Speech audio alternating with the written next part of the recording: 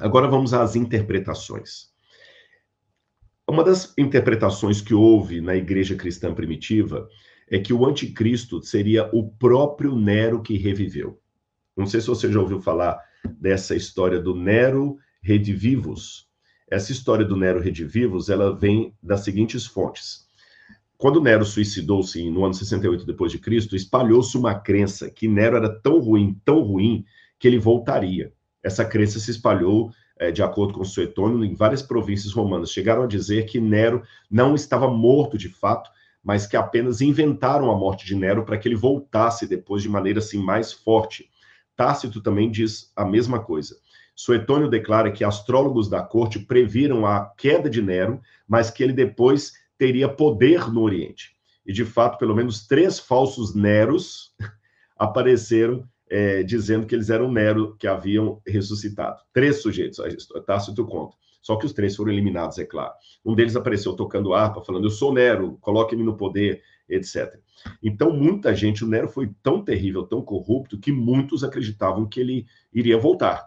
E dentro do cristianismo também, alguns chegaram a supor a ideia de que Nero seria provavelmente o anticristo, que seria Nero que retornaria. O poeta cristão Comodiano, que viveu no ano 260 de nossa era, ele escreve sobre o anticristo quando Nero retornará do inferno. Ele fala assim, então, sem dúvida, o mundo estará acabado quando ele, está falando de Nero, aparecer. Ele próprio dividirá o globo em 3 potências governantes. Quando, além disso, Nero for erguido do inferno, Elias virá primeiro, para selar os amados diante disso. A região da África, a nação do norte e toda a terra por todos os lados tremerão por 7 anos, mas Elias ocupará a metade do tempo, Nero ocupará a outra metade. Então a prostituta Babilônia, reduzida a cinzas, suas brasas avançarão para Jerusalém, e o conquistador latino dirá, eu sou Cristo, a quem sempre orais, e de fato, os originais que foram enganados se unirão para louvá-lo. Ele faz muitas maravilhas, visto que ele é o falso profeta. Ainda que eu vou mostrar para vocês, Lactâncio, por exemplo, rejeitou essa ideia de que o anticristo seria Nero, que voltaria. Uma coisa é fato.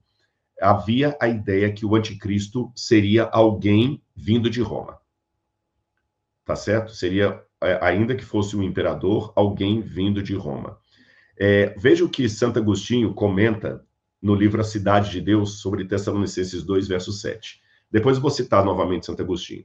Alguns pensam que o apóstolo Paulo se referiu ao Império Romano e que não quis usar uma linguagem mais explícita para não incorrer na acusação caluniosa de desejar o mal ao Império, que se esperava que fosse eterno, porque nas moedas de Roma vinha escrito Roma eterna. Pois o mistério da iniquidade opera, que ele se referia a Nero, cujos atos já pareciam ser os do anticristo, e, portanto, alguns supõem que Nero ressuscitará e será o anticristo. Outros ainda supõem que ele nem sequer está morto, mas que foi ocultado e que, se pudesse supor que tivesse sido morto e que agora vive, ou ocultarão no vigor daquela mesma era que havia alcançado quando se acreditava que havia aparecido e que viverá até que seja revelado o seu próprio tempo e restaurado ao seu reino. Mas me pergunto, como os homens podem ser tão audaciosos em suas conjecturas? Então, o próprio Santo Agostinho de Hipona, ele testemunha que havia essa crença na época, mas que isso aí não faz sentido. Mas, como eu disse para vocês, Santo Agostinho não discorda que o anticristo poderia vir de Roma. Então, indicação que Roma seria a origem do cristianismo. Os oráculos sibilinos eram um tipo de apocalipse apócrifo que rolava entre os judeus ali, de uma tal de Síbila, que era uma mulher pagã que se converteu ao cristianismo. Indica, então, que o anticristo seria um rei ímpio vindo de Roma. O apocalipse apócrifo de Elias diz que seria um governo escatológico tirano, que também viria de Roma. Irineu de Lyon fala que surgiria da divisão do Império Romano. Hipólito de Roma fala que o anticristo viria de Roma. Tertuliano diz que o obstáculo que impedia era a Roma imperial, e quando a Roma imperial caísse, o anticristo viria de Roma. E o Apocalipse de João também dá a entender que o anticristo viria de Roma, porque, num determinado momento, ao falar da prostituta, fala Apocalipse 17, 18, a mulher que você viu é a grande cidade que domina sobre os reis da terra. Então, nós já temos alguns consensos, que havia um boato que o anticristo seria Nero, que voltaria ao poder, mas que era quase unânime a ideia que o anticristo estaria no futuro e seria alguém vindo de Roma. Vamos dar um passeio agora nos pais da igreja, os primeiros autores cristãos, o que eles diriam. Não quero demorar muito aqui para não ser cansativo. Barnabé falava que o anticristo era um ser ímpio que viria no futuro e que ele surgiria depois da divisão do Império Romano da besta de 7 cabeças. E o Barnabé viveu ali no segundo século. Justino Mártir, também no diálogo contra Trifo ou Trifão, ele também fala que o homem da apostasia, e Justino interpreta a apostasia como se na ruptura das verdades de Deus, ele surgiria no futuro e se aventuraria a fazer atos ilícitos na terra contra nós cristãos. Policarpo de Esmirna pega aquela máxima de João da cristologia, da heresia cristológica do anticristo e fala: todo aquele que não confessa que Jesus veio em carne é o anticristo. Irineu de Lyon, e Policarpo provavelmente conheceu o apóstolo João, tá? Irineu de Lyon, que foi discípulo de Policarpo, falava que o anticristo seria um judeu. Irineu de Lyon não bate o martelo, mas ele coloca a possibilidade de ser um judeu. E ele fala que esse anticristo recapitula o verbo feito em carne e recapitula também os pecados de Adão e Eva e tudo mais. Mas Irineu de Lyon, embora acene para o fato de que o anticristo poderia ser um judeu, ele não bate o martelo nisso. Pelo contrário, olha o que ele fala. O Império Romano seria dividido em 10 nações. Gente, isso aqui é incrível. Deixa eu contar isso para vocês. Deixa eu voltar para cá.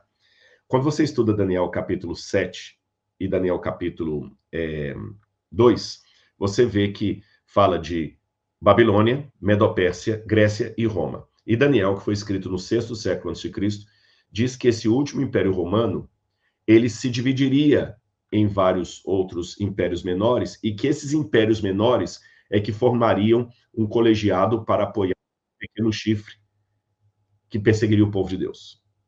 Quando você estuda a história geral, você nota que, de fato, depois de Babilônia veio a Medopérsia, depois veio a Grécia, quando veio Roma, Roma foi dividida em 476 a.C., quando os bárbaros invadem Roma, e eles dividem, retalham o antigo Império Romano em várias províncias que virariam os países da Europa Ocidental.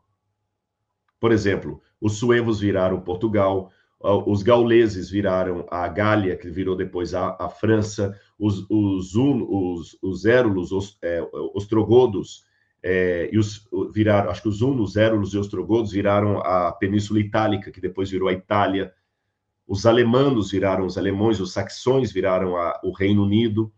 Então, isso tudo aconteceu em 476 depois de Cristo.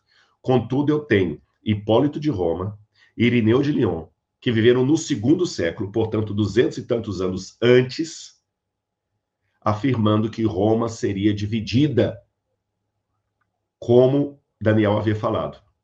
E por que esses pais da igreja disseram isso? Eles não eram profetas, mas eles conheciam a profecia. E, de fato, isso aconteceu em 476. Isso é incrível. Isso é muito interessante. Voltando aqui, o Irineu de Lyon, então, fala que depois dessa divisão de Roma é que viria o anticristo. E ele fala: o governo do anticristo completará 6.000 anos da história mundial, seguido por uma era milenária. Então ele jogava o anticristo bem lá na frente. E o próprio Irineu alertava contra especulações em seu tempo, embora ele dizia que o número 666 poderia ter uma relação com latreinos, que seria uma forma de falar de reino latino, tá certo? Ou com Teitan, que é um nome real para um tirano. Mas o anticristo, Irineu acreditava que seria um judeu sentado no templo em Jerusalém. Isso aqui eu discordo de Irineu, e nem todos os pais da igreja também concordavam com ele, exigindo ser adorado como Deus. Mas o próprio Irineu alertava que não deveria, na época, ficar fazendo especulações, porque ele supunha que poderia ser um judeu sentando em Jerusalém. E até Irineu mostra que na época dele já havia alguns que entendiam que o número da besta não seria 666, mas 616. Embora Irineu vai falar que o correto é o 666. Aqui eu tenho um manuscrito bíblico mostrando a variante textual. onde está apontado com uma setinha aí, está que o número da besta é 616.